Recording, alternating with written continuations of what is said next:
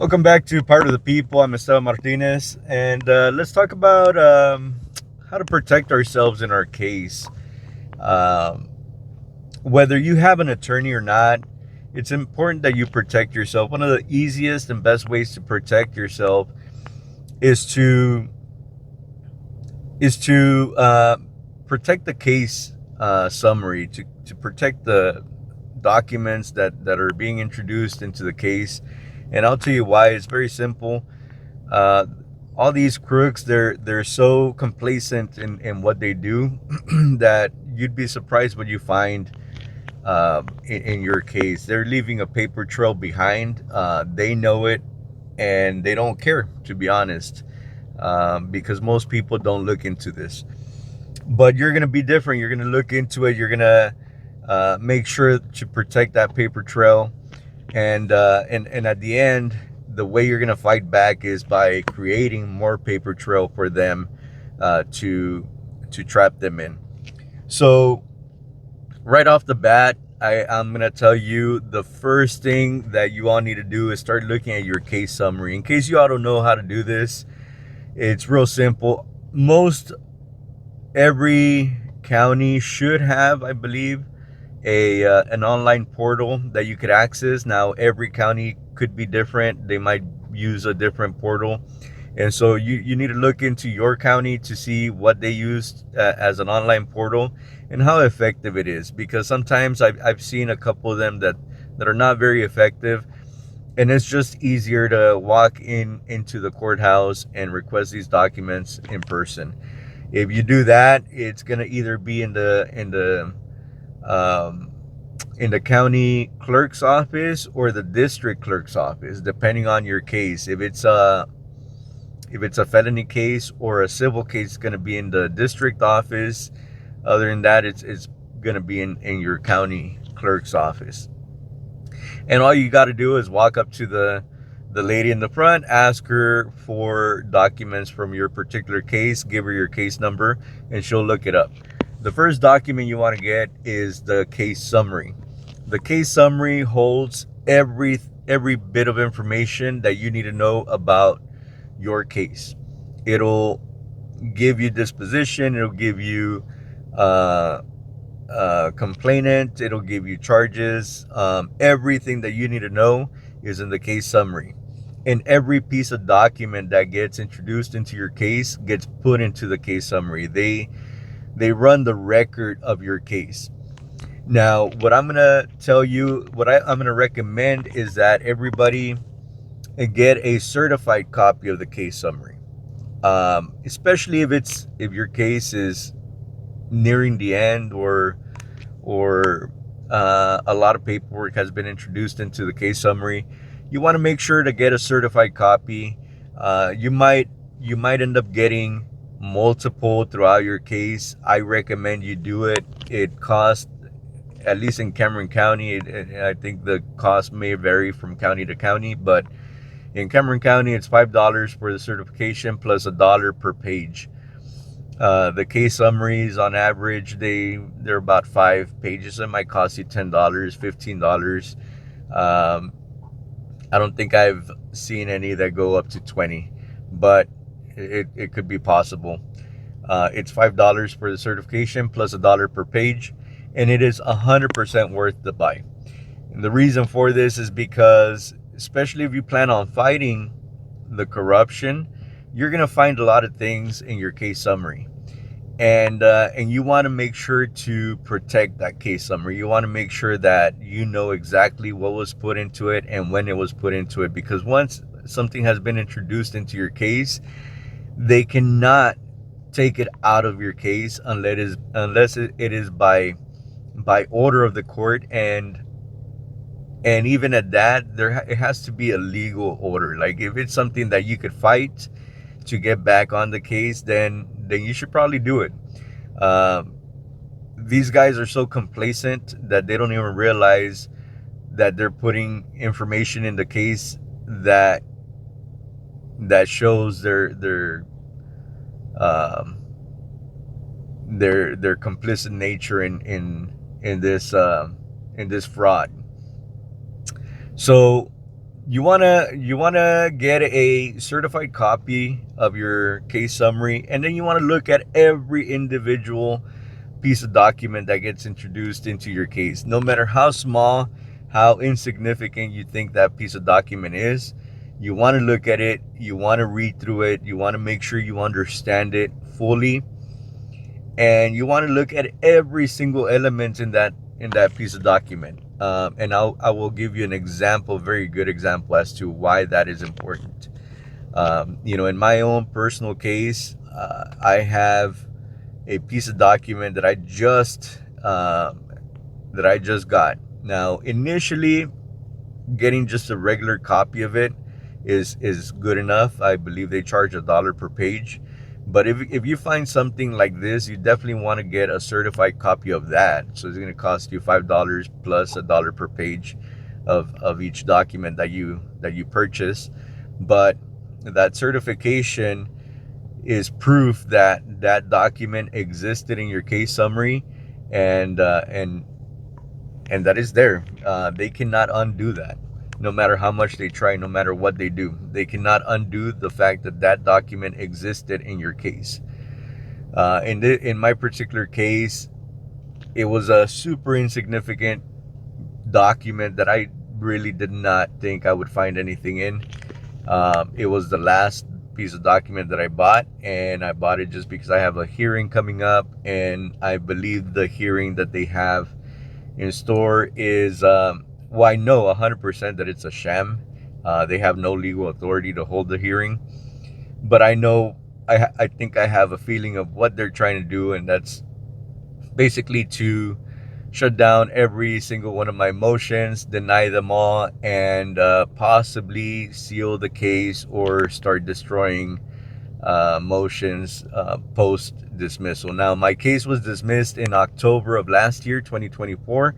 We're now March of 2025, and even after all these months, I pull up a document, the most insignificant document I could find, which was the complaint, the very first document entered into my case. And what do I find? Well, the complaint should be signed by a complainant, which is the victim of the crime that I'm being accused of committing. In this case, it was a Class B criminal trespass charge, where I was attempting to go into the club, the Palace, for those of you from Brownsville that might recognize this. Before it was shut down, I was attempting to go into the Palace nightclub. Security stopped me, didn't allow me to go in. They assaulted my wife, and we started arguing. At which point, I decided to call police. Police get their side of the story. They tell me to leave. I say I have a right to be in the parking lot. They're like, I haven't entered the premises yet, and they arrest me for it. And so a complaint should be signed in that case from any member of the club, whether it be the owner, manager, supervisor, or even a regular worker. Their security could have signed a complaint. But who do I find signed the complaint? And guys, make sure to Google every name, because it's important. If you don't know these people, right? So in this case, it was I googled the name, and it comes back with a result from an investigator from the DA's office. That's a major problem, because the investigator from the DA's office cannot sign a complaint and prosecute a case, at the same time. It's a conflict of interest. If that were to happen, if the DA's office were to sign a complaint, at the very least, what should be happening is another county should be taking the case and following through with the prosecution, not the same county. And so that's exactly what happened here. Now, my case has been dismissed, and so it's not going to affect me in any way. But my point is to expose all the corruption that's going on in the courts. And so that's exactly what I'm going to do. Now, if you were to find something like this, what should you do after that? Well, I say expose them. Put everything on the case record. Now, if you've been tried already, you've been found guilty, um, go back and look at all this stuff. It's everything runs on a case-to-case basis, but you can possibly reopen the case and fight to change the disposition of the case. If you were found guilty for something, you find some evidence that can prove otherwise, you could definitely go back. In most cases, depending on your particular case, there's a lot of things that you could do. If it's within a 30-day span, you could motion for a retrial. If it's within 90 days, sometimes you can appeal it. And if it's beyond that, depending on the circumstances, depending on the type of case that you have, and depending on the sensitivity of the documents that you discovered, you might be able to go back even years after disposition and change that outcome. And so go back and look at your case summary, look at every single piece of evidence that was put into it. If something is questionable, definitely look into it. Ask questions. If you have an attorney, ask your attorney. Don't ever trust your attorney 100%. If you're going to do that, I'm not going to say don't do it. I mean, you hired them, you're paying them, you should probably ask.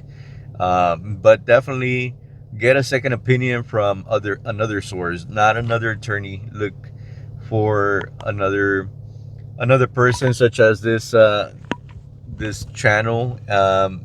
Send me an email, leave a comment below. Let me see what I could do for you, or someone else that knows about this stuff. Ask around. Make sure you inform yourself 100% of what you can do and what you can't do.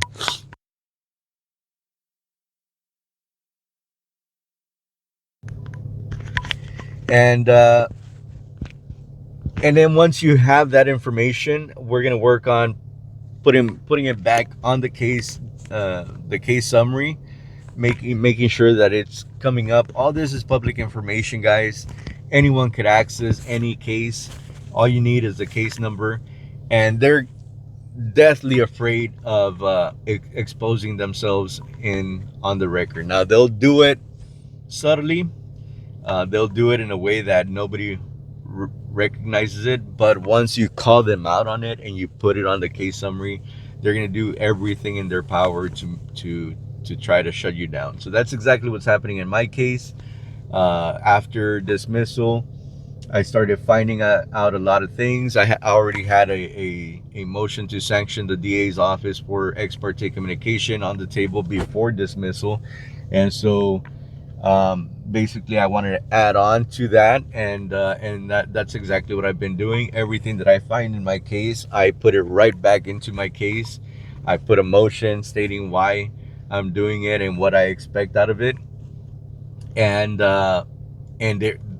they're fighting me, over every little thing. But I'm not giving up, and that's exactly what I recommend you to do. Is do not give up, no matter what. Always keep on fighting. These guys can only silence you enough. Now they will lie. They will tell you things. They will try to direct you in a way that is gonna lead you away from this case. Don't buy into it. I've had 2 judges try to come in and dismiss certain motions without holding a hearing. That's not allowed, and all you have to do is motion to recuse them, and they only have 2 choices. Once you motion to recuse them, they have 2 choices. Either they recuse themselves, or they send it up to the administrative judge of your region to look into it. If they do that, she only has 2 choices. Either she recuses them, or she assigns a new judge to hold a hearing for that motion to recuse. And you can do that indefinitely. I've gone through 5 different judges in my case, and the last one decided that she wasn't gonna respond to that motion, and so it's up in the air. My case is in limbo. No one has made a decision on whether or not there's going to be a new judge assigned. Now they're trying to push forward with a hearing, which is unlawful. They cannot move forward with a hearing under these circumstances, but they're going to. I already expect that the hearing is, but what it's going to be, which is they're basically going to deny every motion that I've submitted into the case. My job is to go in there and object to every single thing that they have on the table, because the entire hearing is a sham and unlawful. So that should be simple enough. That's going to give me more ammo to put back on the case and continue exposing them while I finish up the things that I'm doing in the background against all this too. So to make this video a little bit shorter than I would probably want to go, um, look into your case, print out that case summary, super important. Get a certified copy of it. Look into every single document that you have. Just print out a regular copy so it won't be so expensive. But if you find something that's questionable, get yourself a certified copy of that. If you have enough evidence in your case, you probably want to go back and get everything certified, only because at some point they might want to undo your entire case. I wouldn't put it past them. I don't want to give them that opportunity. So in my particular case, I have every single document certified. And so if they go back after this hearing and they try to shut it down, and they try to delete documents, they try to seal the case, I have a certified copy of every single document that was put into place, and so I could definitely fight that. And then to expose them, you put it all on the case, on the case summary. So submit everything into your case. uh, Call them out on it. If you guys need help with drafting documents, if you guys need help with uh, getting answers to certain questions, if you find something that's questionable in your case summary, you want to you know, advice on it, if you want someone else to look at it and determine if there's something questionable there, you guys are more than welcome to hit me up. If you're from Cameron County, follow me. I cannot stress this enough. Follow me. I am about to uh, completely go open with everything that I have found. Today marks the beginning. I am not 100% done with the things that I'm trying to do, but I'm getting close to it, and I'm starting to expose things on here um, that they're gonna find out eventually anyway. So follow me. If you're an attorney, if you're a judge, if you're a prosecutor, leave your comment down below. I want to hear what you have to say, or what you think about this subject. Um, and if you're just a follower, a listener, share this, like the video, help me out. Share this with all your friends and family, um, and do your homework. Look into your case summary. Look into every document. Hit me up if you have any questions, and I'll catch you all in the next video.